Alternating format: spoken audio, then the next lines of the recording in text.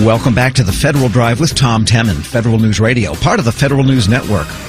The National Right to Work Legal Defense Foundation has urged the Federal Labor Relations Authority to end automatic payroll deductions for federal employee union dues, citing a Supreme Court ruling last year that struck them down for non-federal government employees. For more, William Messenger, staff attorney for the foundation, joins me now. Mr. Messenger, good to have you on. Thank you for having me on. I appreciate it. Tell us in the filing, in the statement that you placed with the Federal Labor Relations Authority, the FLRA, what is it specifically you're asking them to do? To make federal dues deduction policy comply with the Supreme Court's decision in Janus. In Janus, the Supreme Court held that the government cannot deduct union dues or fees from an individual's wages without consent that amounts to a waiver of that individual's First Amendment rights. Because an individual has a First Amendment right not to support union speech, so in order for the government to take an individual's money to support union speech, the government needs a waiver. And so the Federal Labor Relations Authority should issue guidance to make federal dues deduction policies comply with the Supreme Court's constitutional decision in Janus. Now, does this also apply to private unions where people have certified a union through a vote, presumably, and therefore you're voting for whatever comes along with union representation, or how does that all work? Whether Janus extends to private employees is still unresolved, because that raises some additional questions, mainly dealing with what's called state action. But Janus definitely deals with government dues or fee deductions. In fact, in Janus itself, what the case involved was an Illinois statute that called for the deduction of union fees from the wages of employees. And the Supreme Court held that enforcement of that statute was unconstitutional unless the government could prove that the individuals consented to the deductions and that consent amounted to a First Amendment waiver. Yeah, so how does the First Amendment come into this? That's the one that guarantees freedom of speech. Tell us the relationship between union dues deduction and free speech. First Amendment protects not only the right to speak, but also the right not to be compelled to speak or the right to be compelled to subsidize someone else's speech. So to be an easy example, the government couldn't force anybody to subsidize the Democratic Party or the Republican Party. That would be a violation of that individual's First Amendment rights. Well, what the court recognized in Janus was that, a public sector union's function is advocacy. It's to influence the government and to influence government policy, and that is a political activity, or at the very least, it's speech. And that therefore it violates the First Amendment for the government to compel any individual to subsidize union speech without their consent. It'd be no different than the government forcing an individual to subsidize any other advocacy group against their will.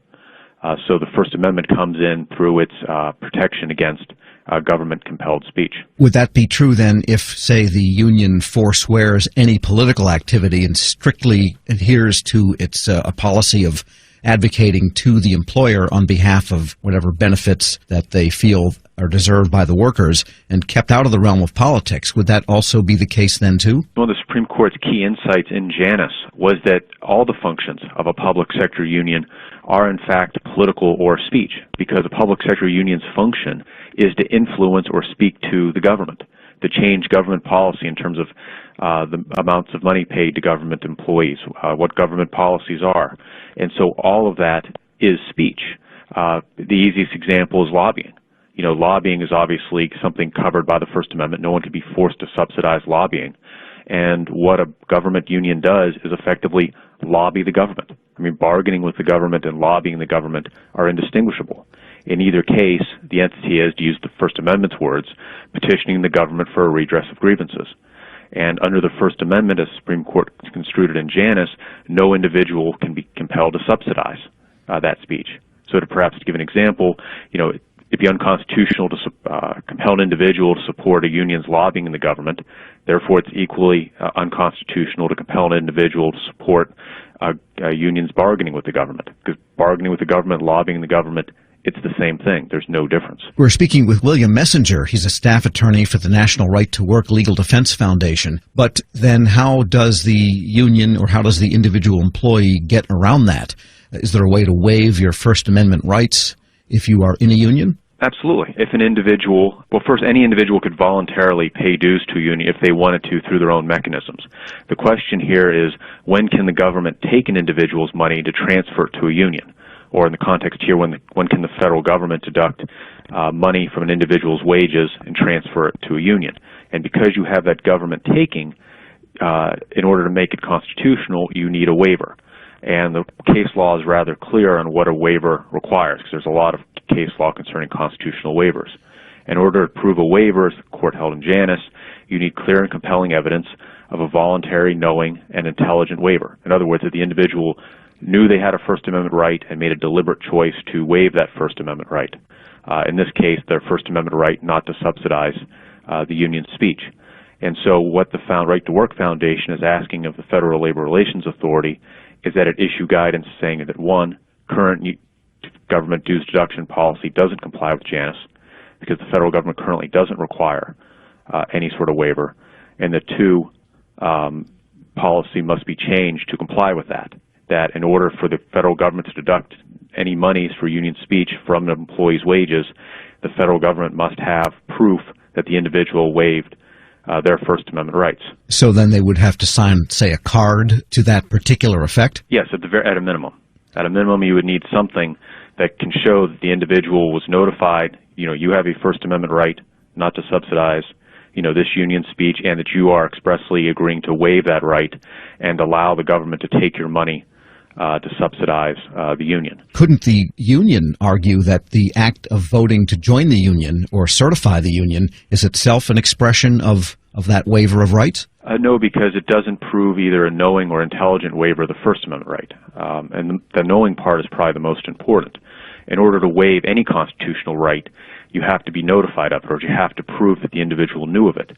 And so an individual's decision to, say, join a union doesn't indicate in any way that they knew they had a First Amendment right not to join the union. But if a union, say, were to have an election and the ballots specifically stated by joining or voting to certify this union, you expressly waive your First Amendment rights, that then would be kosher under Janus? It wouldn't be a vote for the union, so it's there's two issues here. The first is monopoly union representation, of the union coming in to become the representative of the individuals, and that's usually through a vote, what you're describing. Then the second question is, after the union is the representative, there's a separate process for if individuals want to become members of the union or authorize government dues deductions. So there isn't necessarily a tie-in between voting for union representation and whether or not an individual authorizes government dues deduction. And under Janus, what we're talking about here with the Federal Labor Relations Authority is that in order to authorize government dues deductions, the government needs proof that the individual waived their First Amendment rights. And under current policy, the federal government hasn't required that proof. But after Janus, it needs to. And we'd very much like the Federal Labor Relations Authority to issue guidance to that effect, that moving forward, under the Federal Labor dues deduction statute, that proof of a waiver is required in order for the government to take any money from an individual's wages for a union. And a couple of other questions. The deduction by payroll, isn't that just simply a convenience that was implied consent by the part of the employee?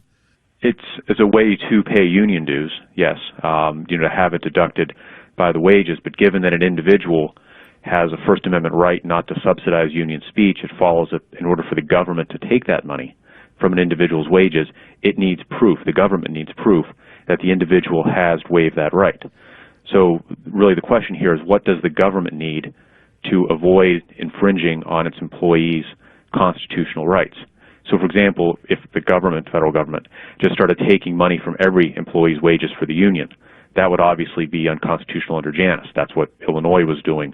What the Supreme Court held was unconstitutional in Janus. It needs some kind of proof that those employees that it's taking money from for the union have waived their rights.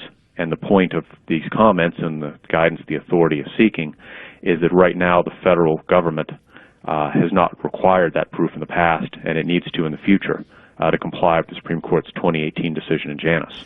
William Messenger is a staff attorney for the National Right to Work Legal Defense Foundation. Thanks so much for joining me. Thank you. I appreciate